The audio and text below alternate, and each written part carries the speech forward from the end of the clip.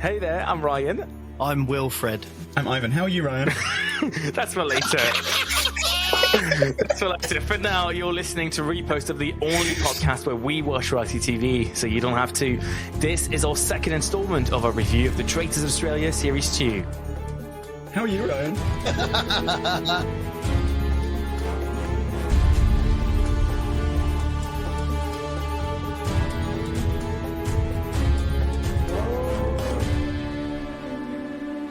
Hello and welcome to a repost of episode 16 of It's Just a Game, the podcast where we watch reality TV so you don't have to. Every week we look at the hottest messes, the most iconic drama, and so much more. And this week we're back to share more of our views on an insane Series 2 of the Australian Traitors. Again, this episode is a great opportunity for you to catch up if you're just watching the episodes on BBC iPlayer. But of course, if you want some brand new episodes, we'll be back very soon to discuss the Traitors US. Now, every week I am joined by... Can I just stop you there, Rayan? Sorry, mate. I need to stop you. How are you? I'm good. I've seen Annabel today. How was she? She was great. Yeah, she was wearing a pink dress and the usual. I'm definitely not recording this the day before I'm seeing her. I did a really fun live stream with her, and I gave her. We were playing a board game, and I gave her the pink counter. She was like, "What are you saying, Ivan? Why are you giving your pink counter?" And I was like, "Well, because you just wore pink all the time." Yeah, Ivan. Yeah, Ivan. Fucking misogynist. I'm sorry to tell you, you've been cancelled. Goodbye. Wink. Anyway, so you've heard Ivan, who's here with us today, and Wilf is also here. Wilf is our local traitor. Hello, Wilf. How are you? Hello, I'm very, very good. I'm a bit sad, actually, because people are going to listen to our opinions on season 2 of the Traitors Australia. Australia. Well, the US is coming soon. Yeah, that's who. And this is sadly the final season of the Australian Traitors because it's not being commissioned, which is sad. It's actually quite sad. No, it's gone. Rest in peace. I don't know if it's a curse that we have, because also I think Survivor UK looks like it's been cancelled too. Yeah. They were doing applications for Series 2 of that, but they disappeared. Just stopped it before the finale, before the closing date. Perhaps they didn't have any applicants or something. They've got excellent civilians, so they can cast excellent people. And the casting of the Traitors Australia generally for the past 2 series has actually, in my view, probably been some of the strongest casting we've seen. Maybe not some of the strongest gameplay, but some of the strongest casting, certainly. Do you think that they will, Studio Lambert will pick it up and fly them all the way to our castle and film it there? You never know. Trust me, you don't want that. It's a 24-hour flight. I'm about to do that. And you do not want to be doing this in economy. And Studio Lambert budgets won't extend to economy premium, I'm afraid. You'll have to fly with the animals in the plane. you'll be in the hold. Just 20 people in the hold of the plane with a camera being like, sorry, is this part of the game? Yeah, stay seated. It's a challenge. Good luck. That's our review of the Traitors Australia then. Now, as always, be warned, we're entering a spoiler zone. So if you haven't seen episodes 1 to 6 of series... Oh my God. Oh my God, you scared me. R.I.P. Wilf's microphone. Yeah, it was good when it lasted. It doesn't work anymore. Wilf, we can't hear you. We can't hear you, mate. No, it's not working. It's broken. We can't hear you. Oh, shit. Look, bottom line is, if you haven't seen episode 1 to 6 of Series 2 on the Traitors Australia, and Wilf, I'm not going to mute you, stay away and come back when you're done. Spoilers. If you have seen them, stay right there. We're about to discuss a very, very tense installment covering everything from Queen Annabel's demise to some premature traitor backstabbing, some finger gun control, hash browns, clowns turned traitors, and traitors turned clowns. So much to discuss. So welcome back to episode 16 of It's Just a Game. I'm about to introduce an actually recurring segment with Ivan. It's called What's Happened So Far, Ivan. Ivan, what's happened so far, Ivan? Thanks for asking, Ryan. I have a small piece of paper prepared here with some synopses because, yes, we've heard your complaints. We say we watch reality TV so you don't have to, and then we just talk about it as if you've seen it. So if you haven't seen it, here's what happened in episodes 3 to 5. Right, episode 3. It is Sam v Ash. Sam, the traitor, is going for Ash, the traitor. Ash so far doesn't know, but soon finds out. Payden's murdered. They go off for a task. It's kind of a UK task, but like about... it's kind of got a little bit of the coffin task as well. Annabel is continually hilarious, and we also learn the Australian Fergus is called Daniel. back in the tower or the castle or whatever they're calling it. It is fully Sam v Ash, but eventually Sam gets the numbers, votes out Ash, and Sam does the first traitor hunt. Everyone believes Sam is amazing because Sam, like our friend Will, got the first traitor out. And at the end of the episode... Don't bring me into this, mate. Oh, I will not. Roger offers the two traitors a recruitment. On to episode 4. Okay, so Sam's got away with it somehow, and there is a groundswell building to banish Ian. Paul's been murdered. They head off for a task. It's like a muddy minefield where they have to answer guest secrets about each other. Liam's team wins. Liam shoots flaming arrows at a bunch of ships to gain the shield for the second time. Here's where it goes crazy. Luke and Annabel start their campaign against Sam, but it's interrupted as Ian and Liam lay into each other based on vibes. At the round table, they continue Ian versus Liam, utterly distracting from Luke and Annabel's Sam theory. Eventually, the two faithfuls cut their losses and vote Ian, and it's Ian who's banished. Back in Traitors Tower, the traitors are loving it. Episode 5. This is Annabel's episode. She starts breakfast announcing she's hunting Sam, and then reveals in a confessional she's also onto Blake. She's solved the whole thing.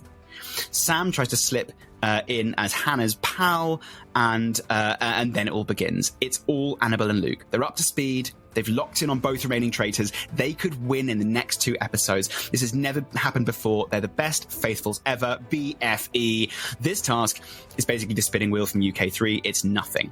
Blake gets the shield. Again, nothing. Annabel, when she suggests Blake to Sam, he takes the bait. It's looking good. She's got confirmation it's Sam. But Simone, the wrestler, pushes back hard, utterly disagrees, and in the round table, it all turns on Annabel. They vote for Annabel. She gets voted out. She stands up, does a whole thing about polar bears, and she's gone. Luke and Annabel tried everything they had. They shot their bolt, and they did not get rid of Sam, and that's where we are now. Honestly, pretty insane summary for an insane 3 episodes. I think episode 5 might be one of the best episodes of like the Traitors multiverse, fully thanks to Luke and Annabel. But let's talk about it. Quite a few things that happen in there, and the first one I think is the first very early Traitors backstab. We talked about this in the last episode, and it really materializes. It really happens in episode 3. Ash loses a cool at the round table. There's a big fight and people vote Ash out. What do you guys think? Surely it's a bit too early to be backstabbing another traitor. It's only a third of the way. Oh. I just feel like he did it way too quick. I said it in the previous episode because obviously he said that he was going to do it. And now he's done it and he's actually got away with it. But does that leave him vulnerable? Because a lot of the people in this show would have watched various episodes of the Traitors, and they know other traitors like the UK traitors, American traitors, and they know at some point they will backstab another traitor. But at the same time, would they think that they'll do it so early? So it's a good strategy, but a bad strategy at the same time. It strikes me as really weird that they're all trying to become the traitor hunter. They're using this phrase, and we know from you, Will, and from other people that it is the first thing a traitor will do to get another traitor and confirm themselves as good. So it doesn't confirm you as good. And yet they all drink Sam's Kool-Aid. It's incredible what he manages to do. But the most amazing thing is the way he gets people to turn against Sam. It's utterly formidable watching him do that. He says things like, Ash, you've revealed your true character now, while revealing his own true character. It's really hard to watch, and you do root for Ash because you feel like she's been completely overplayed by Sam. So well done him, but also, like, I feel sorry for Ash. Can I just say that we anybody from the Australian cast that are listening to this, we're watching your edit. So if we do say things that are a bit harsh and we don't like, if we don't like you or whatever, it's because of the edit. But one thing I want to say is, when I went against Alyssa, it was nothing about getting rid of another traitor. It wasn't about that. It was the fact that I knew people were voting for me and I knew people were voting for her. And the only way I could get a majority of people to vote for her is because they were already going to vote for her. It weren't like, oh, my strategy is to get out the traitors. That wasn't it at all. Yeah. Like, I really wanted to stick together at the beginning. And it just felt like that because Alyssa said certain things and she was breaking at certain points. But I don't agree with, I know it's called the Traitors and I love that there's so much drama, but at the same time, I'm just a bit like, bro, why can't you just try and go together? I think he sets out at the very beginning to make it the Sam show. And I think it's slightly unfortunate for the other people in the show because he does steal a lot of oxygen from them. He plays a blinder at times, but also he reveals it at times when he says things like, I murdered Payton in episode 3. It's like, this down because like, come on, there's 3 of you. You didn't murder Payton. You collectively murdered Payton. Come on. And it's fine. The reason he gives is right. He was the right person to murder at the right time. But don't say I did it, because all we see, and he calls himself the sheriff, and eventually ends up like, well, maybe not this episode, but wearing sheriff outfit and properly being the sheriff. And it's just like, okay, it's a knobhead. His edit. Sorry, Sam. Your edit's a knobhead. We have to say that's the problem with Sam. Like that's my other big conversation topic for today. Sam, like. He's actually a decent traitor. He's a decent strategist. He's definitely helped by the fact that the Faithfuls are also really shit at this. But he's great at strategy. But the problem is, like, there's a character behind that I cannot get behind. It's the ego, the, like, sociopath vibes that are just, like, making it really uncomfortable to watch. Like, somebody please break his finger so he just stops doing finger guns.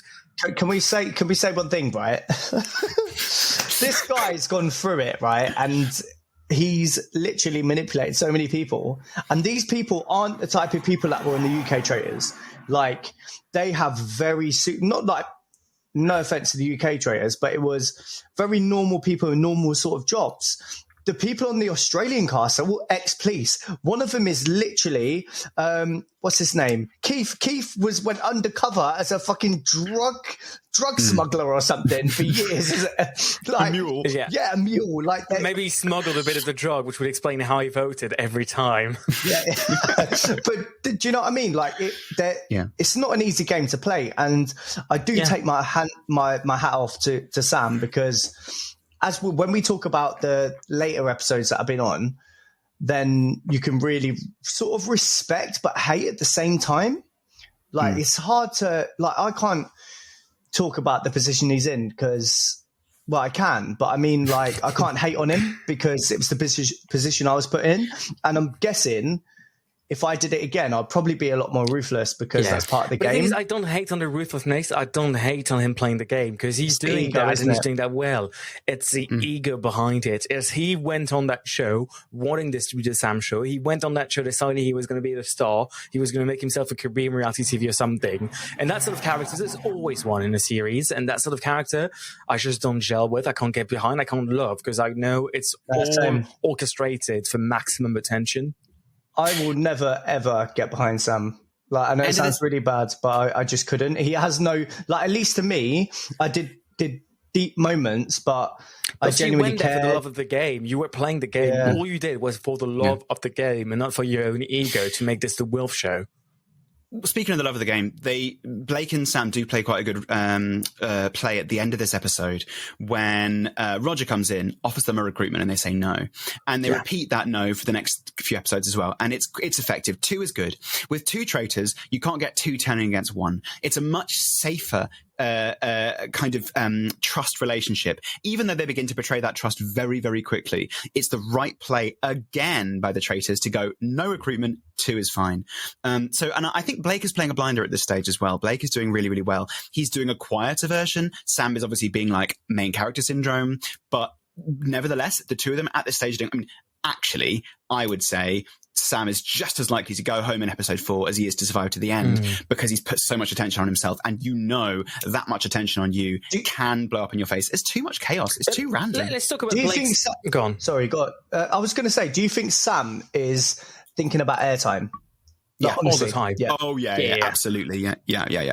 Yeah. Okay. Just wanted to clear that because I can see it. He's like, the worse I am, the more ruthless I am, the more airtime I'm going to get. And just the dodgy claims he's making in those confessionals. It's like, you're not even, no one is that evil. You cannot actually have a head like that. Put the fucking guns away. He does my head in with the shooting shit, man. Honestly, Australia needs finger gun control. You got a license for those, mate? Talking about Blake then, Blake's strategy, what do we think? They go up to head for a bit. At one point, Blake tells Sam, I don't trust a fucking word you say, mate.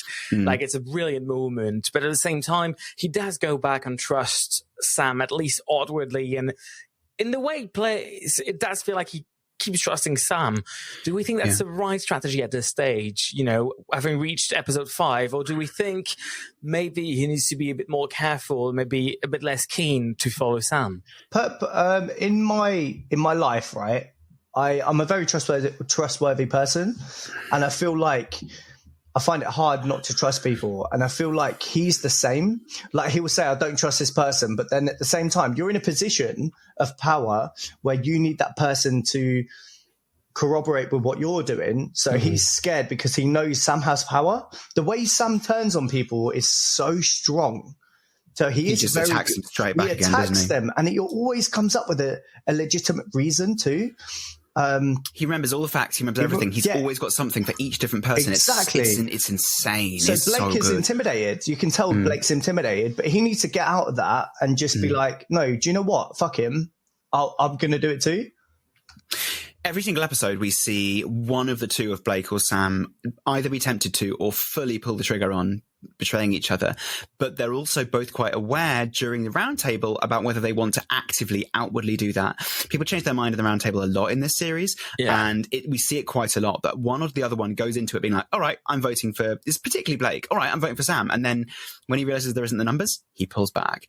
We also see it with the Faithfuls. We saw Annabel and Luke being in there, going in there being like, we're all going to vote Sam. They see the numbers aren't right. They vote Ian. So it happens a lot, but they never fully turn on each other until later. And that is a joy to see.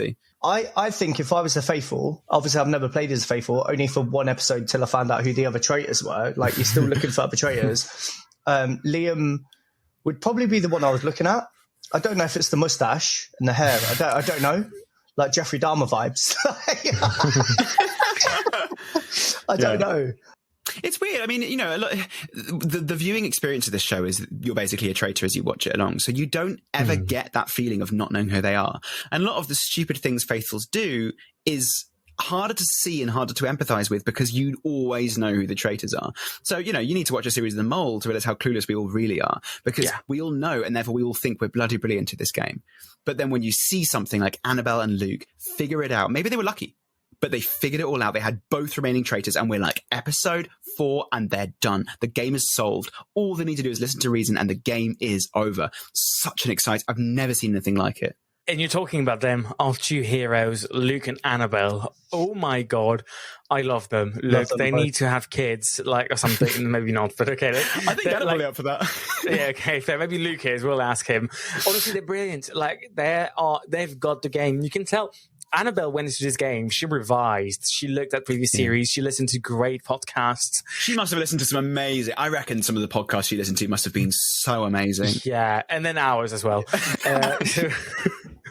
So honestly, look, she knew what she was doing in that game, and I think that knowledge really shows. She understands the strategy, she understands the meta layers. She's at a level of thinking that others do not get to unless they've got a real background in strategy, like Luke does as a former player on Survivor in Australia. They're incredible, and I need to sing their praises. Mate, they're really good at this. I said in episode 1 of season 2 of our podcast that I like Luke. I did like Luke. I feel like him and Annabelle, when they sussed them out, I was so fucking excited. I was like, oh my God, they've sussed them out. But the thing is, it's like everybody says this thing, and there's no way. I'd like to ask Ivan this, actually. So if 2 players are convinced... So what they did, they kept it quiet to the round table. Yeah.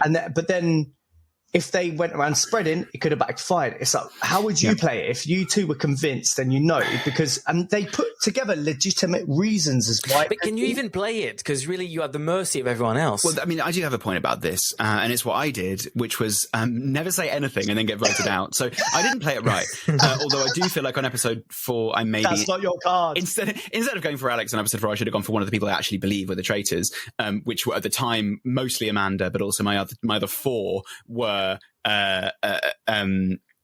Andrea, you, Will, Alyssa, and Matt. So I was I was on to you, but Amanda was the one I would have gone for. And if I'd done that, it would have played it differently, but I would have been murdered. Anyway. Wait. We've gone over this so much. I was on to you when you cried during the Red Breakfast. Forget me. Okay. Amanda. Like, I want to know why. Like, this isn't exclusive. Like, Put why? on her glasses. It's not an exclusive. I said it everywhere. She put on her glasses immediately after the traitors were given. Yeah. She changed her entire. I'd spent all day one with her. She changed her entire demeanor after the traitors were announced. I was on to her from the first day. Every single confessional I did was like, "It's Amanda. It's Amanda." We've been over this, Yeah, Wilf. Like in my first confessional, the very first confessional I go to, they ask me who I suspect, and I go for Amanda straight away because she did this thing. And if you happen to be going up to Scotland in a few days to play the traitors, if you're American, just remember this thing. She puts her fingers together, and there's this thing called temple hands, which is a sign of confidence. And in that room, it happened just after like the traitors had been tapped on the shoulder. And in that room, that level of confidence, when everyone else is losing it, people are even afraid of drinking their water. Yeah. It was just like, oh my God, that's got to be you. I mean, she said she needs her glasses to see, and I agree, but she was not hiding behind them for the entire first day, and suddenly she was hiding behind them when she took off her mask. And the worst, you know what? There's one thing I got to add to that. The worst thing she'd do is that she was always like, maybe they are not traitors. And I was like, okay, bless you then. Exactly. She kept saying that. I was like, no, it has to be. Who's being murdered then? Who's being... Anyway, so only a traitor would say that. Listen, the point here is I had some people I named, and my big mistake in series 1 was not going on the attack for someone I had evidence for and instead going for Alex. But you do not campaign against a player. You don't even bring them up unless someone else has brought their name up, because with numbers like that, there's no point getting rid of traitors. What happens when Ash gets rid of? They offer them recruitment. You don't need to campaign against anyone. So why do you come out and say, I know it's these people? It's TV. It's exposure. Now, Annabel, for all of the reasons we absolutely adore her. Also, I think she would agree she was trying to make good TV, and she did. She made 5 episodes of brilliant TV. She was quite polarizing on social media, I think, because some people thought, she's trying to get screen time. Of course she was going to get screen time. She's hilarious. Also, she's brilliantly watchable. She's absolutely hilarious, and she solved the entire game in 5 days. Now, if I were her, I'd be like, even if I get sent home at this point, I've solved the game in 5 days. I've made my name. I'm one of the best faithfuls ever, and that's fine. So in answer to your question, Will, when do you reveal it? I'm not entirely sure. It depends on the context far too much, but you don't reveal it on day 5. You reveal it on day 7 or 8. That's what you do. Would you befriend them? So, befriend and betray, my strategy. So if Annabelle and Luke said, these are the traitors, we need to befriend them to get, we vote with them. Yeah, but then imagine having to be friends with Sam. I fully agree. It's horrific, isn't it? You do befriend them. I'd rather get finger gunned. Oh, would you? No, I mean finger gun down. You get me, okay? Is it 2 fingers for you? Is it? You're on that level, are you, Ryan? Anyway, we've talked about our heroes. Now I need to talk about our zeros, which is basically the rest of the cast. And this is where I come to my new recurring segment. Sorry, Ivan, I'm stealing this from you. The editors in the Traitors Australia, they love the I do this job, so I'm great at catching traitors. Yes. Like at one point, this guy's like, I'm an electrician, so I'm great at catching traitors. And I'm like, look, there is no correlation here. Like, please. So what I want you to do is please come up with a job that would make you great at catching traitors. The more outrageous, the better. Ivan. All right. I'm a clown. So I haven't thought of what. Okay, right, here we go. I'm a clown, and I'm pretty good at treading on toes. But if people tread on my toes, it's all just shoe, and that's how I'm going to get the traitors. I'm going to go around treading on toes and see whose nose honks. That's how I'm going to find as a clown.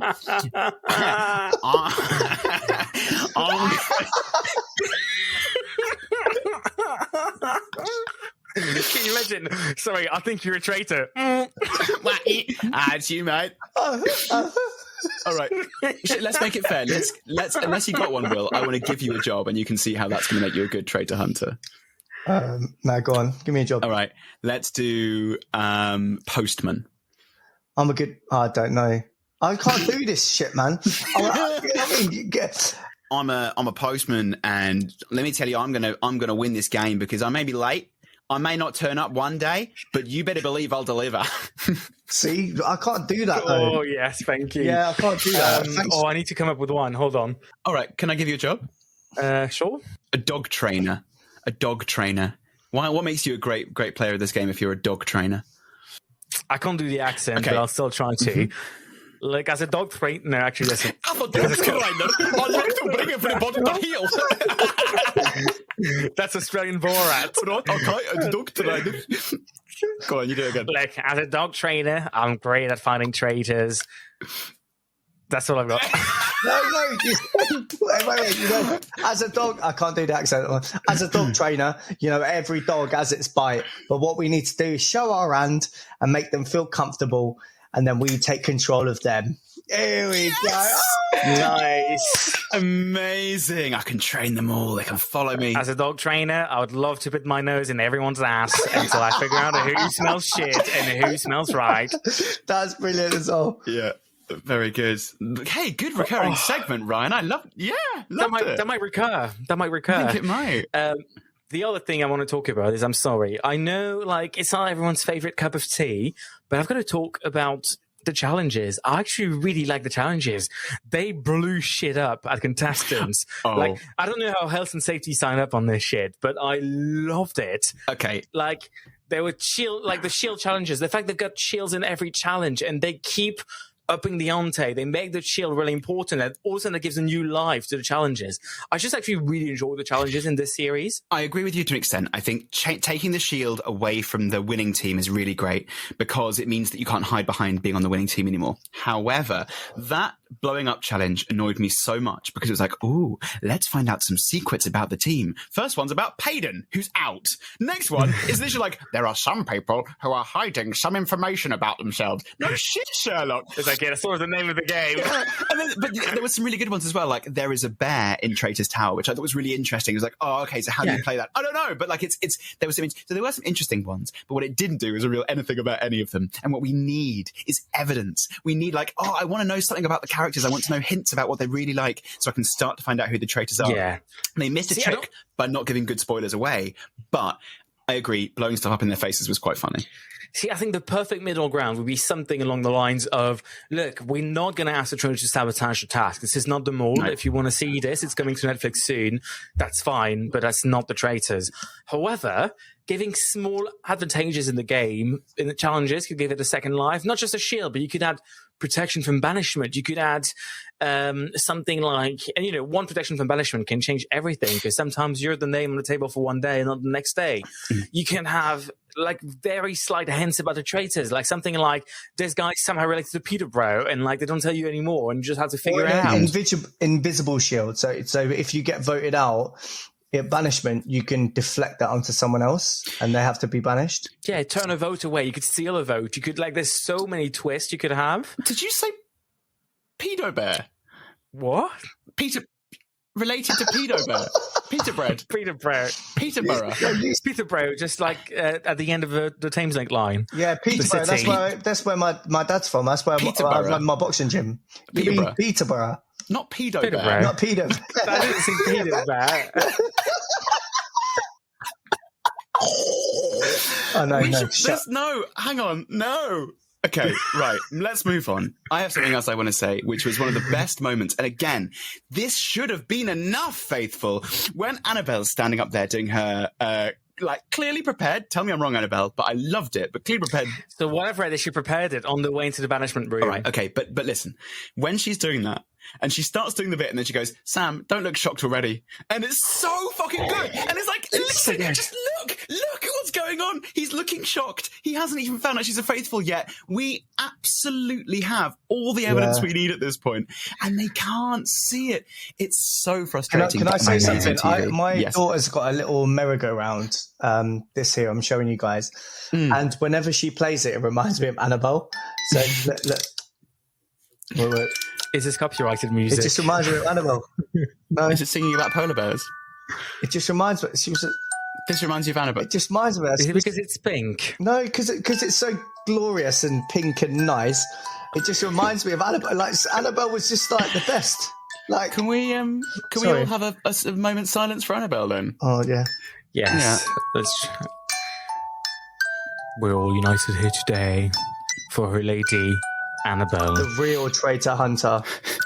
Her and Mark from season 1. May you rest in peace. What was that bit when she climbed out of the coffin? She's like, I forgot about the weirdos. Mate, she was the best, man. And you know what?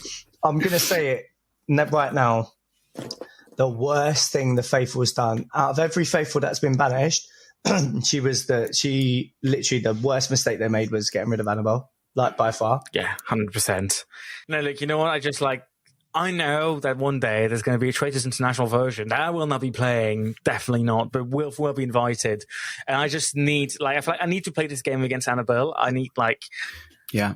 She's just so good at this. Like, it just, like, it would just up the level of the game, because sometimes, like, playing the Traitors in the UK felt like, you know, you were not just fighting against the Traitors, you were fighting against the faithful, because it was a case of who's going to make the most stupid decision today. Sometimes you just feel like you were, like, playing against some faithful's intellect, and playing that game against people that just get it so well. People like Annabel would just, like, elevate this game. People like Luke, like people like you, Ivan. It's just like, it would make this game so much fun. Yeah, and this is where we plug something called the Cult that me and Ivan are working on. That we're going into big organisations and doing a day that's not Traitor themed, but it's called the Cult, which is a social deduction game, which is very, very good.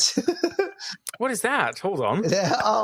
Long story, man. Somebody listened to this podcast and was like, "Oh my god, I've got it. Let's invite Ivan and let's invite Wilf." Oh!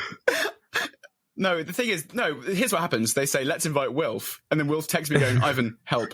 Your job is game. Don't forget. Yeah, that's the truth. I am the Ken of this podcast. My job is game, okay? So I've been asked to do this hosting thing, Ivan. You're so much better at running games. I need the mechanics of a game, please. Can you help me? So he hosts, and I go, okay, well, you've got to have elimination here, but you've got to make sure that there's a little catch-up mechanic. So that, yeah, unfortunately, that's all I can do in my life. I will just stand on the car park and punch people's car parking tickets. Hey, don't punch their tickets. Tickets didn't do anything wrong. Yeah, fair. I just punch the people who walk in. You look like a parking ticket because you got fine written all over you. As a parking attendant, I think I'd be pretty good at this game. I like to slap a ticket on every car, and tell me what, I got the Traitors ticket today. What is this podcast? Oh, I love this. There's like one last comment I've got to make. This is a direct note for Studio Lambert's production team. The breakfast in Australia, they've got hash brown. Why have they got sausages, bro? Bacon, sausage, eggs. I was eating cold ham. We got dried croissant that had been there for like at least 2 weeks. Like the croissant is the croissant that Kate from the US version 4 weeks before decided she didn't want, and they left it on the table. And we're not talking about croissants. We're talking about Ryan's croissant. Like, do you know what I mean? But for all the things they have on that table, why are they always nibbling on a hash brown like a hamster? They're always just holding it up like as the guy comes in. It's all they want. I mean, to be fair, yeah. it's You all know I what? want, I'm planning a big trip to Australia in a few months' time, and I reckon I might just book a night in that castle, in that hotel, just so I can try the breakfast. Nibble on a hash brown. See how the hash browns are. Mm-hmm. I know, just trying the hash browns. Do you think you could come in as a faithful and be like, can I have some poached eggs, please? Do you think they'll let me have some poached eggs? Every hotel I go to get funny. You know, when you ask for a poached egg, they all scream like, "Oh, shit." So annoying. I'll be great at this game because I'm a cook, and as a cook, today I'm poaching eggs, but tomorrow I'm poaching traitors. Yeah, finally. Thank you. Finally. One last thing also, like, I need to give out what I will call the Paulie and Rayan Award, named after me from the UK version and Paulie from the Australian version, for the person who appears least in the game. Gloria. Does anyone remember Gloria? She gets like a word in that episode. Like, she's in there up until at least episode 5. What's happened to Gloria? She's laying low. I don't know why they've edited her out. Perhaps she just always makes too much sense. I don't know what it is. that may just be what it is. But anyway, I said all I had to say on this episode. We've seen some good heat for Sam. We've seen our heroes, Luke and Annabel. May Annabel rest in peace. We've seen some decent challenges, some good hash browns, and Gloria, who goes home with Paul and Rayan Award. And that's it for the debrief of episode 3, 4, and 5 of the Traitors Australia. If you like the show, don't forget to give us a 5-star review and follow us for some more gossiping very soon. If you didn't like the show, you can still give us a 5-star review. I don't really give a shit, to be honest. Or you can follow us on Instagram at It's Just a Game Podcast. Until next time, you can follow me on Instagram at Annabel and Luke's fan account. You can follow me at I Love Bread. You can follow me at Polar Bears Eat Their Own Young when they get hungry or something at TikTok. I think you've hit the character limit, I'm sorry. And from all of us here, it's see you very soon, and goodbye. Miss you, Annabelle. Bye. Miss you, Annabelle.